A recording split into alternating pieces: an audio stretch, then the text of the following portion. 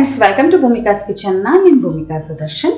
ಇವತ್ತು ಆಲೂಗೆಡ್ಡೆ ಉಪಯೋಗಿಸ್ಕೊಂಡು ಕುಕ್ಕರಲ್ಲಿ ಆಲೂಗೆಡ್ಡೆ ಪಲ್ಯ ಮಾಡೋದು ಹೇಗೆ ಅಂತ ತೋರಿಸ್ತಾ ಇದ್ದೀನಿ. ನೀವು ಅನ್ಕೋಬೋದು, ಏನಪ್ಪ ಸ್ಪೆಷಲ್ಲು, ಅದರಲ್ಲೇನಿರುತ್ತೆ ಮಾಮೂಲಿ ಆಲೂಗೆಡ್ಡೆ ಪಲ್ಯ ಅಂತ. ಇಲ್ಲ, ಕಂಪ್ಲೀಟ್ ಡಿಫ್ರೆಂಟ್ ಆಗಿದೆ. ಈ ಆಲೂಗೆಡ್ಡೆ ಫ್ರೈ ಮಾಡೋದನ್ನ ತಿಂದು ನೋಡಿದ್ದೀರಾ, ಜೊತೆಗೆ ಮಸಾಲೆ ದೋಸೆ ಜೊತೆ ಆಲೂಗೆಡ್ಡೆ ಪಲ್ಯ ತಿಂದು ನೋಡಿದ್ದೀರಾ, ಸಾಗು ತಿಂದು ನೋಡಿದ್ದೀರಾ. ಆದರೆ ಈ ವೆರೈಟಿ ಪಲ್ಯ ಅಂತೂ ಕಂಪ್ಲೀಟ್ ಡಿಫ್ರೆಂಟ್ ಆಗಿರುತ್ತೆ. 10 ರಿಂದ 15 ನಿಮಿಷದಲ್ಲೇ ಫಟಾಫಟ್ ಅಂತ ಈ ಪಲ್ಯ ಕುಕ್ಕರಲ್ಲಿ ರೆಡಿ ಆಗುತ್ತೆ. ಬನ್ನಿ ಮಾಡೋದು ಹೇಗೆ ಅಂತ ನೋಡ್ಕೊಳ್ಳೋಣ. ಸ್ಟವ್ ಆನ್ ಮಾಡಿಕೊಂಡು ಕುಕ್ಕರ್ ಒಳಗಡೆ 4 ಟೇಬಲ್ ಸ್ಪೂನ್ ಎಣ್ಣೆ ಹಾಕಿದ್ದೀನಿ. ಎಣ್ಣೆ ಒಂಚೂರು ಚೆನ್ನಾಗಿ ಬಿಸಿ ಆಗ್ತಿದೆ. ಹಾಗೆ ಸಾಸಿವೆ ಅರ್ಧ ಟೀ ಸ್ಪೂನ್, ಜೀರಿಗೆ ಅರ್ಧ ಟೀ ಸ್ಪೂನ್.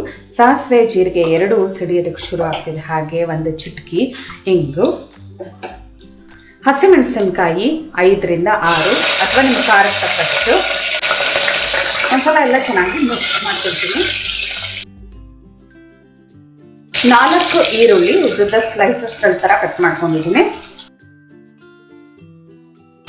ಜೊತೆಯಲ್ಲೇ 1 ಗರಿ ಕರಿಬೇವಿನ ಸೊಪ್ಪು. ಈರುಳ್ಳಿ ಒಂದ್ಸಲ ಎಲ್ಲ ಚೆನ್ನಾಗಿ ಮಿಕ್ಸ್ ಮಾಡ್ಕೊಳ್ತೀನಿ. ಈರುಳ್ಳಿದು ಹಸಿ ಘಮ ಹೋದರೆ ಸಾಕು.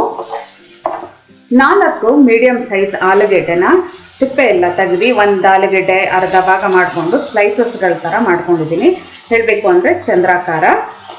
ನೀರಲ್ಲಿ ಹಾಕಿ ಇಟ್ಕೊಂಡಿದ್ದೆ. ಇವಾಗ ನೀರಿಂದ ತೆಗೆದು ಇದನ್ನು ಹಾಕ್ಕೊಂಡು ಜಸ್ಟ್ ಒಂದ್ಸಲ ಈ ಥರ ಮಿಕ್ಸ್ ಮಾಡ್ಕೊಳ್ತೀನಿ.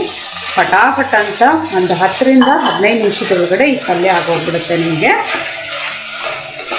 ಎಲ್ಲ ಈ ಥರ ಚೆನ್ನಾಗಿ ಮಿಕ್ಸ್ ಮಾಡ್ಕೊಂಡಿದ್ದೀನಿ.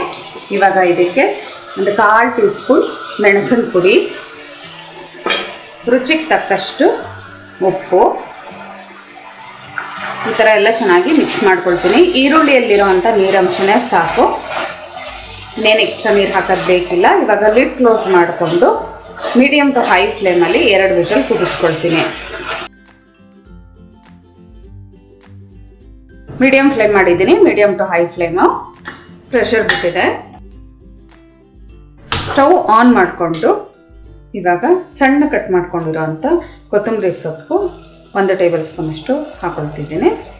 ಒಂದ್ಸಲ ಎಲ್ಲ ಚೆನ್ನಾಗಿ ಮಿಕ್ಸ್ ಮಾಡ್ಕೊಳ್ಳೋಣ. ಒಂದು 3 ರಿಂದ 4 ನಿಮಿಷ ಇದನ್ನು ಚೆನ್ನಾಗಿ ಬೇಯಿಸ್ಕೊಳ್ಳೋಣ. 2-3 ನಿಮಿಷ ಇದನ್ನು ಈ ಥರ ಚೆನ್ನಾಗಿ ಮಿಕ್ಸ್ ಮಾಡ್ಕೊಂಡಿದ್ದೀನಿ. ಈರುಳ್ಳಿ ಸಾಫ್ಟ್ ಆಗಿರುತ್ತೆ ನೋಡಿ, ಹಂಗೆ ಮಿಕ್ಸ್ ಮಾಡ್ಕೊಳ್ತಾ ಎಲ್ಲ ಹೊಂದ್ಕೊಂಡಂಗಾಗುತ್ತೆ.